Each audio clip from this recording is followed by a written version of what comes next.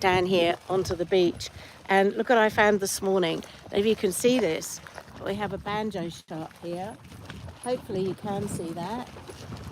It's just resting there. Hopefully it isn't dead. Hopefully what it's actually doing is laying its eggs. This is a spawning ground here. Melbourne, it's the spawning ground for all sorts of flatfish, and it's really, really cool to see a banjo this morning. That's amazing. So how's everyone going? We're getting into the time where we're actually now running into Christmas, and over here in Australia, of course, it's getting warmer. Well, it's meant to be, but Melbourne's actually pretty rubbish, but that's okay. It's lots of time for planning, lots of time for looking forward to the next 12 months. Not that this 12 months is finished yet, it hasn't. Loads of new stuff. On the podcast, What I Wish I Knew at 30. It's been a really cool time for people to reflect and really dig down into the questions that we ask on the podcast. And it's led to a lot of reflection and I think a lot of intentional outcomes. You know, a lot of people, when they first agreed to come on What I Wish I Knew at 30, didn't really realise how influential or what a pivotal time our 30s were, and the wisdoms that have come out of that. And I think nearly everyone that I've interviewed has said, you know, it was an incredible trip down memory lane, but also to really look at to really look and reflect on that time, and to dig deep into the life learnings and the things that those hard-earned lessons that maybe fundamentally were driven by, you know, not having the life skills to deal with major disruptions in life or major challenges that had come through in life. And I think that has been the main thing. You know, if I'd known this, if I'd known that, you know, if I'd known that making that decision was going to have these consequences. And, you know, you could never know how a decision is necessarily going to affect outcomes, but you can definitely mitigate, and you can look at the consequences before that decision is fully executed. And I think that is something that has really come out of who we've been, the guests that I've been talking to, is that they realise now that had those decisions been a little bit more intentional, then they would have been able to actually create more and have more influence on their life, rather than just going with the flow and allowing decisions to necessarily just kind of, I suppose, just carrying on the treadmill. So, you know, how do you make decisions? It's decisions, do you look at all the possible implications? Are you one of those people that goes with your gut?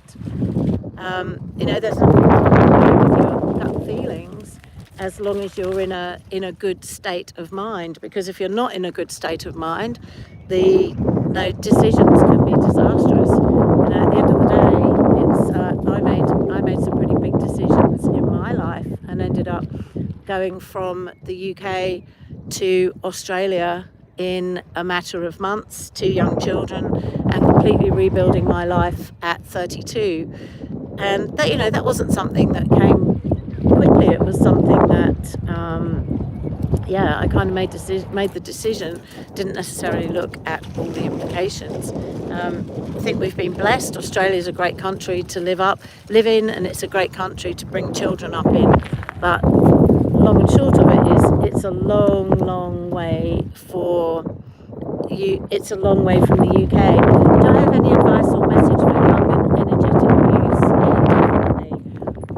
I've had 5 of those, so I've brought up 5 children, and having I think one of the main things with young and energetic youth, sport was definitely my saving grace, and keeping all my kids in sport.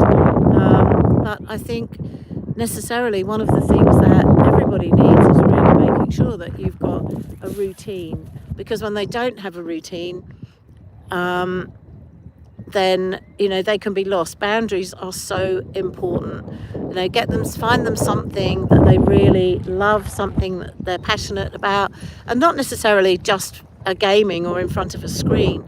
Get them out into nature, get them out into, in the olden days, in my days, it was scouts and guides and things where you were out, you were doing things, orienteering, doing the things. And I know it's not quite as vogue these days to, if you haven't got a phone or you haven't got reception, then kids find that really hard. But I think that's one of the things. If you can create a situation where they can actually disconnect and just and it's not even remember the times when they weren't stuck to a phone, but actually start to understand the beauty and the connections that can come out of being out in nature, going out to places where there's not necessarily phone coverage, going camping, spending those times. And the question was, is there any advice or message for young and energetic youths?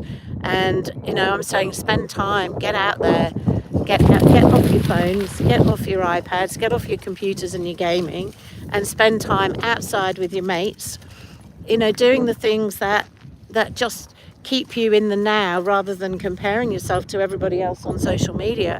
So look, hope that helps, and tune into What I Wish I Knew at 30, and pick up. We've got some amazing guests from the food industry, from rugby across the world. Some pretty major leaders in industry, and this afternoon I am speaking to an HR expert who set his own business up about 15 years ago, mainly in the food industry. But he's a great character, and you're going to love listening to him. I had the pleasure of interviewing Paul Corwell from Victorian Pride a few weeks ago. That's still being cut at the moment, or still being edited.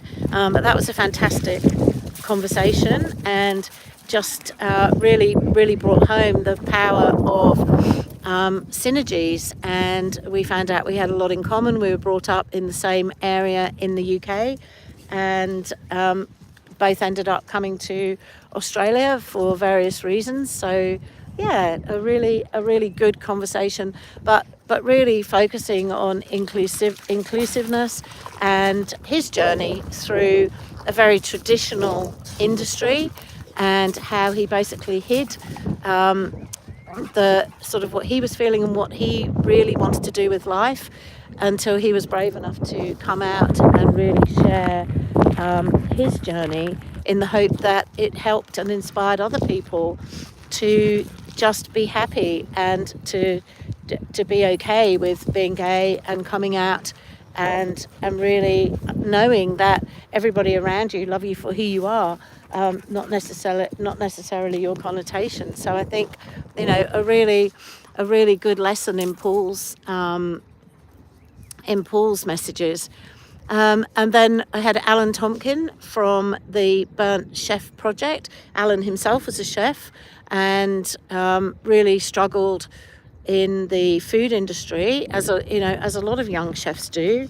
It can be a pretty brutal industry, and kitchens are fast moving, and the leadership and the top chefs who've ended up in positions of leadership haven't necessarily had the skills to really understand how to communicate with younger chefs or people from different parts of the world. And they found themselves in leadership roles but without the skills. And I think Alan's message was really one of stick with it, but make sure you ask for help. So there we go, guys. Those are just a few tips from What I Wish I Knew at 30, and sharing with you the banjo shark I found on the beach this morning, luckily still alive, and this beautiful area which I call home. So one last look before I go. It's a bit stormy this morning, but just beautiful. just beautiful, and I love it. I love it this time of the year because there aren't too many people on the beach. So guys, have a wonderful day wherever you are, and look forward to speaking to you soon.